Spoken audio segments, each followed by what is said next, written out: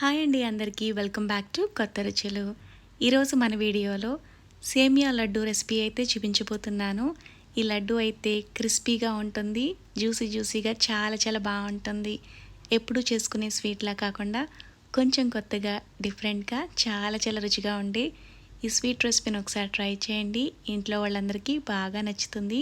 అలాగే మీరు first time ఈ ఛానల్ చూస్తుంటే కనుక మన ఛానల్లో చాలా రకాల స్వీట్స్ అలాగే స్నాక్ రెసిపీస్ని అయితే పోస్ట్ చేశాను.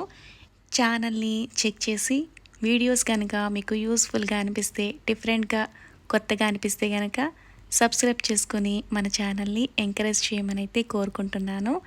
ఇప్పుడు ముందుగా ఈ స్వీట్ తయారు చేసుకోవడానికి బెల్లం సిరప్ని అయితే తయారు చేసుకుందాం. కప్పు బెల్లంలోకి 3 కప్పు నీళ్ళు వేసుకుని ఇక్కడ బెల్లాన్ని కరిగించుకుంటే సరిపోతుంది. ఎలాంటి పాకం అక్కర్లేదు. ఇలా బెల్లం అంతా కరిగిన తర్వాత ఈ బెల్లం సిరప్ని కాసేపు పక్కన పెట్టుకోవాలి. కడాయిలోకి 1 టేబుల్ స్పూన్ నెయ్యి వేసుకుని ఏ కప్పుతో అయితే బెల్లాన్ని కొలిచి తీసుకున్నామో అదే కప్పుతో కప్పు నిండుగా సేమియాని తీసుకుని సన్నటి సెగ మీద వీటిని దోరగా వేయించుకోవాలి. ఇలా సన్నటి సెగ మీద వేయించుకుంటే లోపల నుంచి కూడా బాగా వేగి మనం స్వీట్ని తయారు చేసుకున్నప్పుడు స్వీట్ టేస్ట్ కమ్మగా చాలా చాలా రుచిగా ఉంటుంది. 4 నుంచి 5 నిమిషాల వరకు టైం పట్టింది సేమియాని వేయించుకోవడానికి.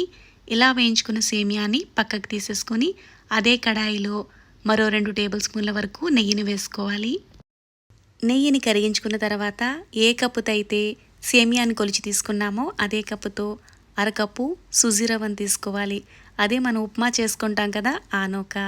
ఈ నేతిలో ఈ ఉప్మా రవ్వని సన్నటి సెగ మీద పెట్టుకొని మంచి గోల్డెన్ కలర్ వచ్చే వరకు దోరగా వేయించుకోవాలి. ఉప్మా రవ్వ ఇలా బాగా వేయించుకున్నాం కదా, ఇలా వేయించుకుంటే సరిపోతుంది. మరి మాడినట్టు కూడా వేయించుకోకూడదు.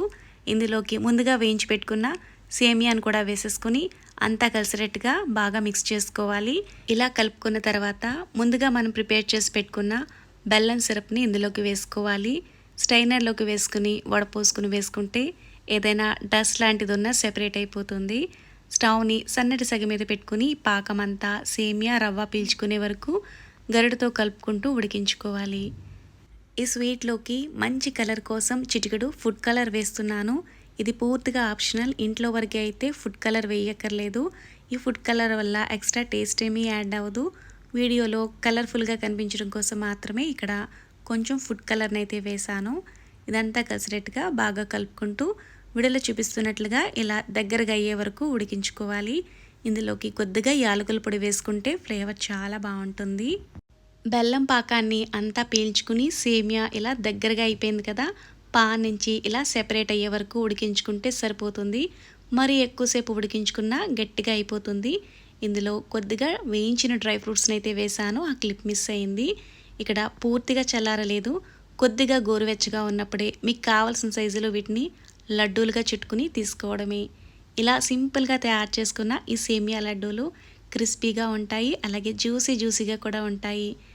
ఈ సేమియాలు మనం చక్కగా వేయించుకున్నాం కదా, ఇవి చాలా క్రిస్పీగా తగులుతూ ఉంటాయి. తింటుంటే పీచు మిఠాయి కన్నా చాలా చాలా రుచిగా ఉంటాయి ఇవి. ఇప్పటి వరకు ఈ స్వీట్ రెసిపీని ట్రై చేయకపోతే ఒకసారి ట్రై చేసి మీకు ఎలా అనిపించిందో నాకు కామెంట్ చేయండి. Thanks for watching.